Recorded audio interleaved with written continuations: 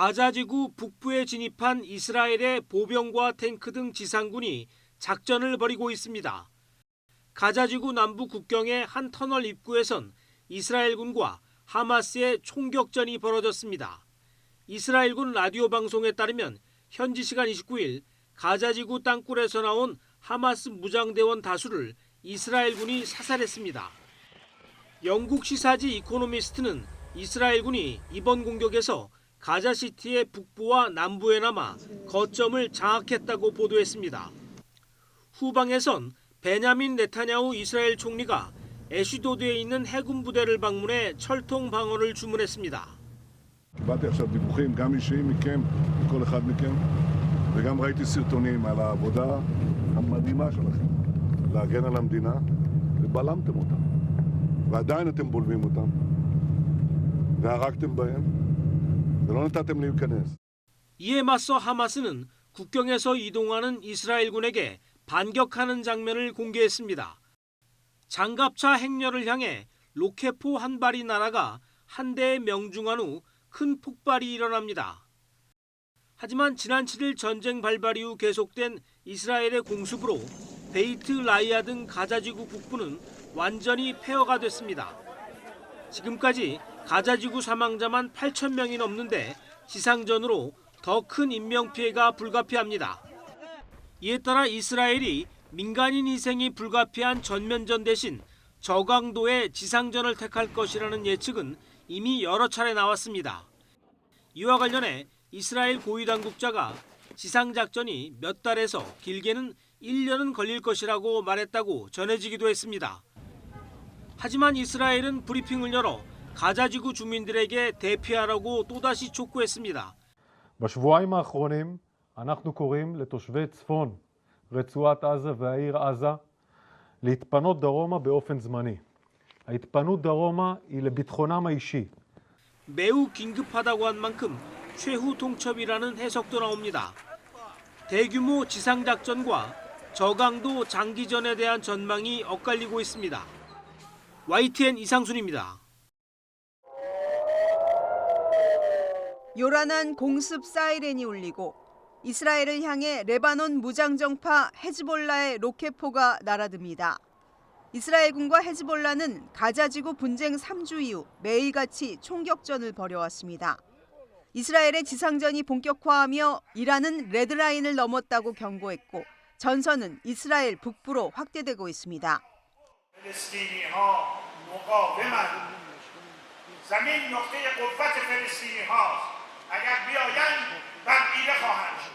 헤즈볼라와 예멘의 후티 반군, 시리아 정부군 등 이른바 친이란 시아파 무장 세력들이 행동에 나설 수 있다는 관측도 나오고 있습니다. 이스라엘군은 여러 차례 시리아 다마스쿠스와 알레포의 국제공항을 선제 공격하며 친이란 무장 세력들을 견제해왔습니다. 지난 17일 이후 현재까지 이라크에서 최고 14번, 시리아에서 6번 공격을 받았다고 밝히는 등 충돌 횟수는 갈수록 빈번해지고 있습니다. 이대로 이스라엘 북부 전선에 불이 붙을 경우 이란이 개입할 가능성도 배제할 수 없습니다. That in response to the Israeli incursions, the airstrikes that are taking place, the Iranians have been telling everybody overtly and loudly that they will escalate if necessary. 하지만 더 컨버세이션 등 일부 언론은 이란이 전쟁에 참여하기 쉽지 않을 것으로 보고 있습니다. 세계 군사력 17위인 이란이 18위인 이스라엘과 싸워볼 만하지만 이스라엘을 지원 중인 미국을 의식해 전쟁에 뛰어들기 어렵다는 겁니다. 또 몇 개월간 이어졌던 이란 히잡 시위에서 알 수 있듯이 현 정권이 국민에게 신뢰를 받지 못하고 있어 정권 자체가 흔들릴 수 있기 때문입니다. 앞으로도 강경파를 달래기 위해 이란의 거친 발언은 계속되겠지만 지금처럼 헤즈볼라 등을 통한 대리전을 계속할 수 있다고 분석했습니다. YTN 김선입니다. 제이크 설리번 백악관 국가안보보좌관은 방송 인터뷰에서 이스라엘의 지상전 확대가 현명하다고 생각하는지 질문해 이스라엘이 판단할 문제라며 답을 피했습니다. 질문을 받고 이스라엘 공격이 구체적이고 정밀한지 아니면 무차별적인지 묻자 수천 명의 팔레스타인 주민들이 폭격으로 숨져 비극적이라고 답했습니다. 그러면서 하마스가 민간인을 인간 방패로 삼고 있지만 이스라엘 역시 민간인 피해를 최소화할 책임이 있다고 강조했습니다. To take the necessary steps to distinguish between Hamas, who does not represent the Palestinian people, and innocent Palestinian civilians. But it doesn't lessen their responsibility under international humanitarian law. 이스라엘이 지상전을 확대한 뒤 바이든 미국 대통령은 네타냐후 이스라엘 총리에게 전화를 걸었습니다. 통화에서 바이든 대통령은 미국의 변함없는 지지와 함께 민간인 보호에 대해서도 말했다고 밝혔습니다. 네팔 방문길에 이스라엘 지상전 확대 소식을 들은 유엔 사무총장은 실망감을 표시했습니다. 민간인 희생이 용납할 수 없는 수준으로 커졌고 난민 문제를 놓고도 인도주의적 재앙이 벌어지고 있다며 비판 수위를 높였습니다. The world is witnessing a humanitarian catastrophe taking place before our eyes. More than 2 million people with nowhere safe to go are being denied the essentials for life. 이스라엘의 지상전 확대 이후 휴전을 촉구하는 목소리가 더 커진 가운데 유엔 안전보장이사회는 긴급 회의를 열어 이스라엘 하마스 전쟁 상황을 다시 논의할 계획입니다. 워싱턴에서 YTN 권준기입니다.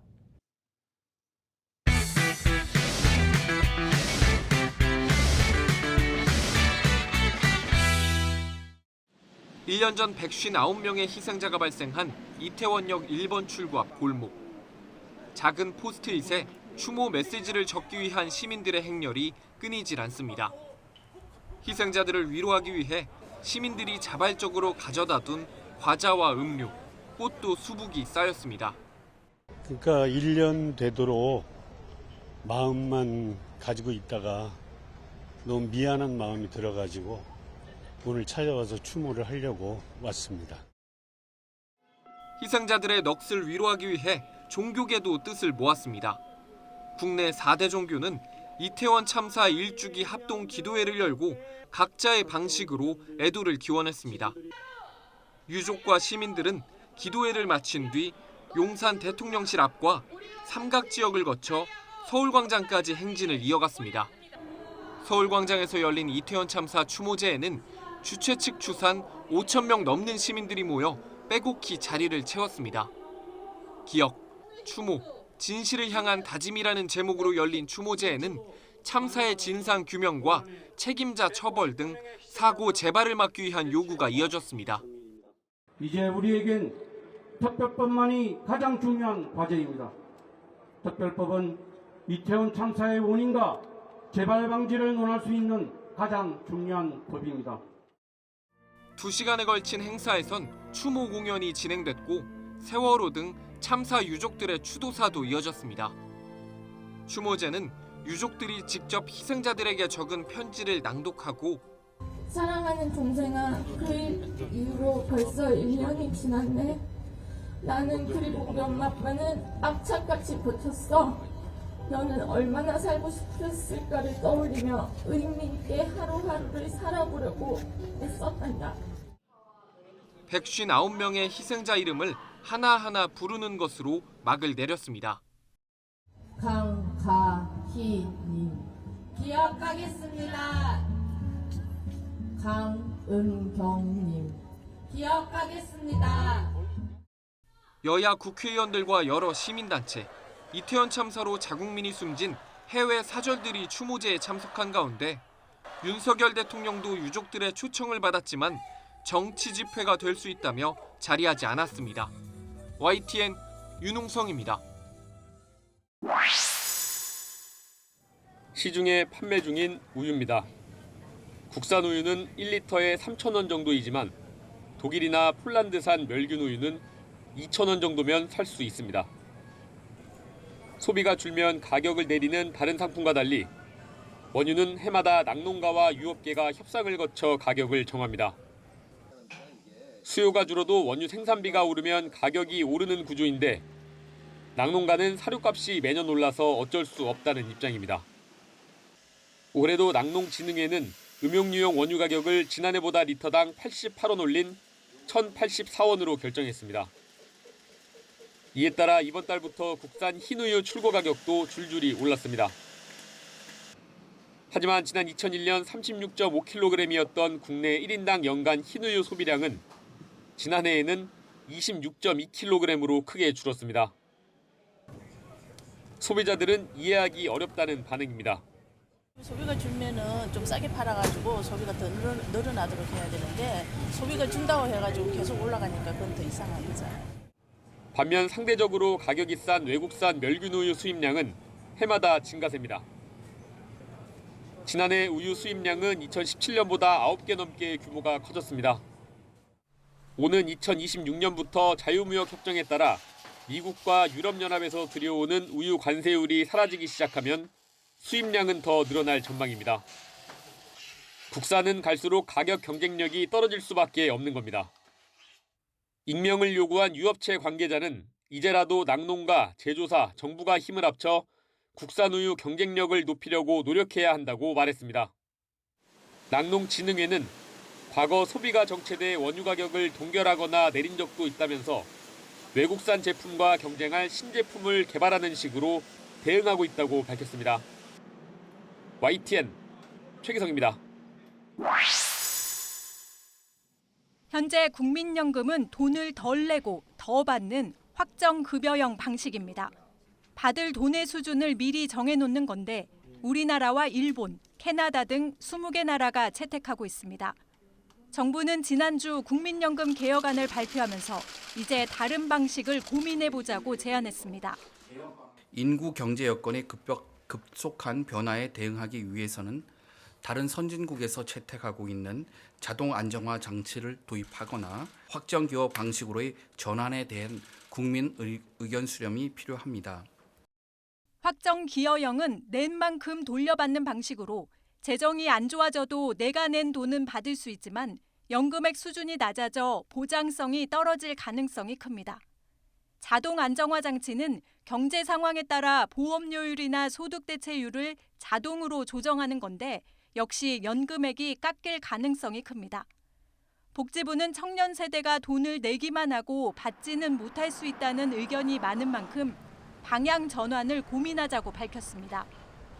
하지만 연금액이 깎일 경우 노후 소득 보장이라는 국민연금 취지가 훼손된다는 반발이 나옵니다.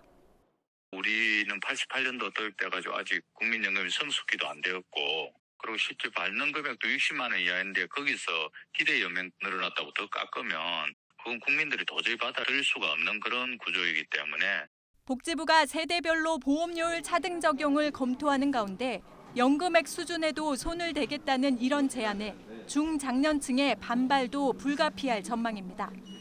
복지부는 국민연금 개혁안에 대해 공론화가 먼저라며 국회 연금특위에 공을 넘겼지만 반발이 잇따르고 있어 논의의 속도를 내기는 어려울 것으로 보입니다. YTN 김혜은입니다. 이공계 상위권 학생들을 대상으로 한 대형 기숙학원 의대관 홈페이지입니다. 의대 입시를 준비하는 학생과 학부모가 쏠리면서 겨울방학 모집이 시작된 지 6분 만에 접수가 마감됐습니다. 벼르고 별러서 했는데도 접수가 안 돼 대기자 등록 중이다. 이번에 너무 빨리 마감돼 대기자들이 많다. 인터넷 커뮤니티에서는 기숙학원 접수에 실패한 학부모들이 아우성입니다. 다른 학원의 의대 준비반이나 입시 설명회에도 관심이 높아지고 있습니다. 최근 의대 정원 확대 논의와 2028학년도 대학 입시제도 개편이 맞물리면서 학생과 학부모들의 기대가 높아진 영향입니다. 작년도보다는 2배 이상 정도가 지금 모였다라고 봐야 되고 고등학교 2학년하고 3학년 올라가는 학생들에게는 의대 모집 정원 확대가 나한테 직접적으로 영향을 또 받을 수 있다라는 게 되고 의대 입학 정원을 1000명 늘릴 경우 수능 정시에서 국어와 수학, 탐구 영역 평균 점수 합격선이 낮아질 거란 전망까지 나오면서 입시업계는 촉각을 곤두세우고 있습니다. 그러나 증원 규모나 방식 등 아무것도 확정되지 않은 상황에서 너무 앞선 예측을 경계하는 목소리도 나옵니다. 상대평가의 점수가 당연히 내려가죠. 모집 인원이 늘어나면. 그만큼 준비한 애들이 많아질 수 있기 때문에 점수가 내려간다라고 해서 복귀가 더 쉽다라는 얘기는 아닐 수도 있거든요. 정부가 의대 정원 확대 의지를 재확인하면서 의대 문턱이 조금이라도 낮아질 것을 기대하는 학생과 학부모들로 학원가가 먼저 과열되는 모습을 보이고 있습니다. YTN 신지원입니다. 지난해 11월 집계약이 만료된 아동 성폭행범 조두순의 이사 소식이 알려졌을 때도 같은 달 여성 10명을 연쇄 성폭행한 박병화가 출소 뒤 화성시 원룸에 입주했을 때도 지역 주민들은 목소리를 높이며 공개적인 반발에 나섰습니다.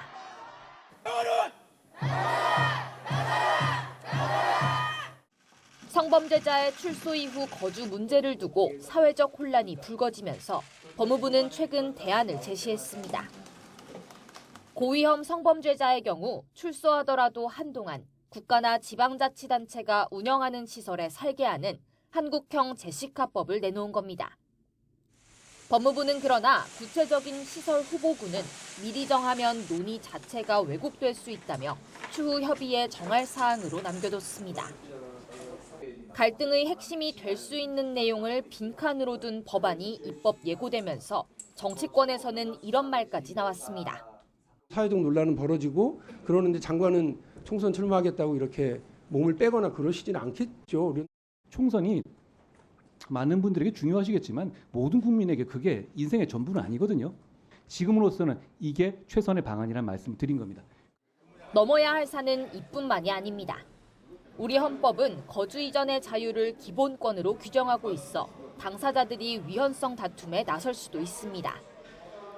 전문가들도 거주지 제한이 지난 2004년 헌법재판소에서 위헌 판정을 받은 보호감호제의 우회수단처럼 기능할 여지가 있다며 우려를 제기하고 있습니다. 다른 수단이 있음에도 불구하고 기본권 제한의 정도가 너무나 큰 거주지 제한의 방법을 쓰는 것은 최소 침해성의 관점에서도 문제가 있다고 생각을 합니다. 법무부는 12월 입법 예고 기간까지 의견을 수렴해 최종안을 마련하겠다고 밝혔지만 국회 입법 과정에서 진통이 불가피해 보입니다. YTN 송재인입니다. 1년 전 경기도 판교 SK C&C 데이터 센터 화재로 카카오 서버가 다운되면서 택시 호출 앱도 먹통이 됐습니다. 장애의 1차 원인은 화재였지만 카카오는 백업 시스템 미비로 장애 시간이 길었습니다. 이 사건뿐만 아니라 카카오티는 잦은 장애로 소비자들이 불편을 겪었습니다. 하지만 약관에는 소비자들이 전산장애 관련 피해가 발생해도 책임을 물을 수 없게 해놨습니다. 인터넷 데이터 센터 장애와 디도스 공격을 불가항력에 준하는 사유로 보고 책임을 지지 않는다고 명시돼 있습니다. 카카오티뿐만이 아닙니다. 공정거래위원회가 우티, 티머니 온다, 타다, 반반택시, IM택시 등 다른 5개 플랫폼을 대상으로도 조사한 결과 7개 유형의 불공정 약관이 적발됐습니다. 서비스를 탈퇴하면 고객이 대가를 주고 얻은 쿠폰이나 포인트도 삭제되도록 돼 있었습니다. 플랫폼의 책임 범위는 10만 원으로 한정한다는 곳도 있었습니다. 언제 어떤 이유로든 플랫폼이 서비스를 해지할 수 있다는 일방적 조항은 물론 어떤 경우에도 법적 책임이 없다는 면책 조항은 6개 사업자 모두의 약관에 들어 있었습니다. 조사 과정에서 불공정 약관이 시정돼 앞으로 분쟁 해결에 기여할 것으로 공정위는 기대했습니다. 플랫폼 서비스의 정상적인 이용을 위해 필수적인 서버, 인터넷 설비와 같은 사업자의 본질적인 의무에 대해서 사업자의 고의 과실이 있는 경우에는 면책되지 않도록 함으로써 플랫폼 사업자의 책임을 강화하였다는 점에서 의의가 큽니다. 월 이용자가 1,200만 명에 이르는 택시 플랫폼. 기술 진화의 상징이지만 소비자 보호 인식은 높지 않았습니다. YTN 이승은입니다. 한강공원 산책로에서 빗자루로 바닥을 쓸었더니 금세 뭔가 한가득 모입니다. 쓰레기가 아니라 벌레들입니다. 손가락 한마디 정도 길이에 하얀 털이 가득해 송충이를 닮았습니다. 그 나무에서 이제 기어다니는 그런 모습도 많이 봤고 그걸 보다가 깜짝 놀란 적이 있었습니다. 송충이가 바닥에 떨어져 있는 거예요. 그래가지고 이게 바깥에서 송충이가 이제 묻히고 들어왔구나. 언뜻 송충이처럼 보이는 이 벌레는 미국 흰불나방 유충입니다. 현재 한강공원에 전체적으로 퍼져 있는 상태입니다. 한가을엔 나무 껍질 틈에 번데기 형태로 숨어들어 잘 보이지 않았던 이 벌레가 갑자기 늘어난 이유는 뭘까? 올해 가을 유독 따뜻한 날씨가 이어지다 보니 번데기로 변해 겨울잠에 드는 대신 더 오래 유충으로 남게 됐다는 분석입니다. 실제로 지난달 전국의 평균 기온은 예년보다 2도 넘게 높았습니다. 문제는 미국 흰불나방 유충이 해충으로 분류된다는 점입니다. 털에 알레르기 반응을 일으키는 성분이 있어서 민감한 사람들은 접촉하면 피부에 염증이 생길 수 있습니다. 게다가 나뭇잎을 갉아먹어서 농작물에도 피해를 줍니다. 털이나 유충이 형성한 충소에 피부가 닿을 경우에 이제 알레르기 반응을 일으킬 수 있다는 연구 보고가 뽕나무나 호두나무 같은 데서 이제 잎을 갉아먹는 피해를 줄 수가 있습니다. 때문에 한강공원 측도 유충 퇴치 작업에 나서긴 했는데 환경보호구역이라 살충제도 뿌리지 못해 뾰족한 수가 없습니다.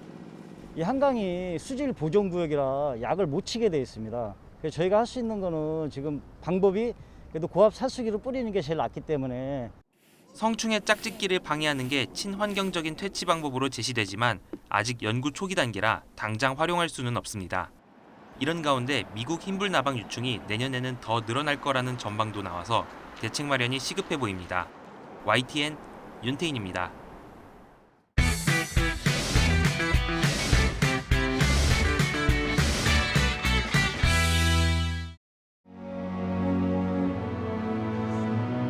붉은 관복 차림의 남성이 금강절을 든 신 앞에 무릎을 꿇고 성부를 약속받습니다.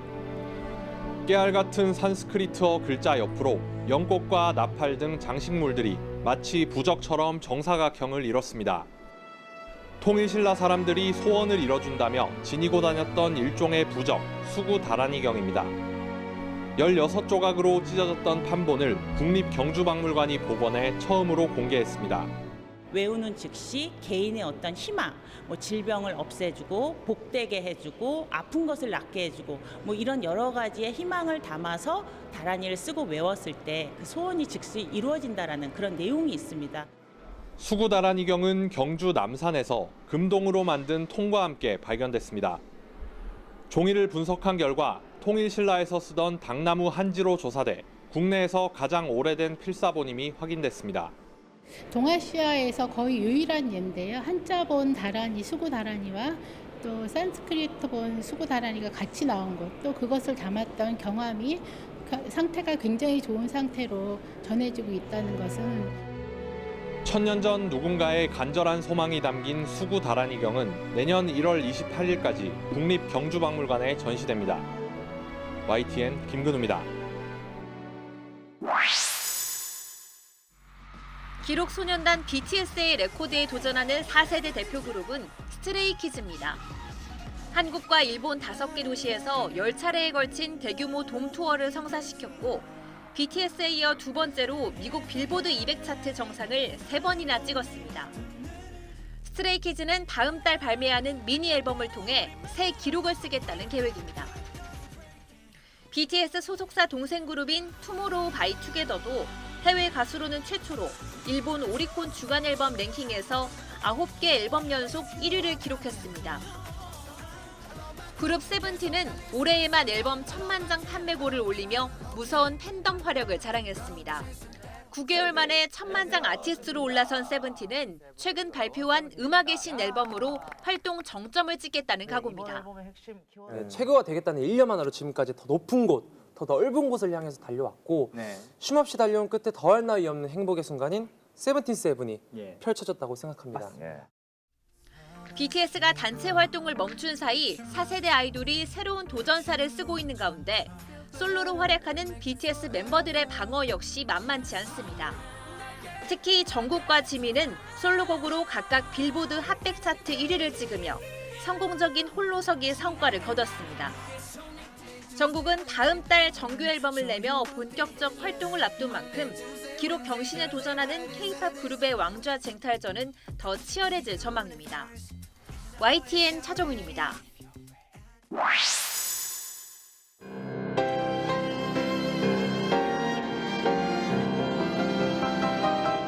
타이완 타이베이 공연예술센터 1,500석 규모 극장에 무대가 설치됩니다.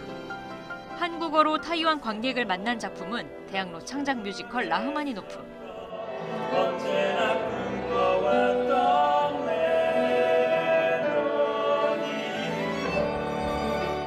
올해 탄생 150주년을 맞은 라흐마니노프의 인생과 슬럼프를 극복한 이야기를 일본 교향곡 등 17개 넘버에 담았습니다.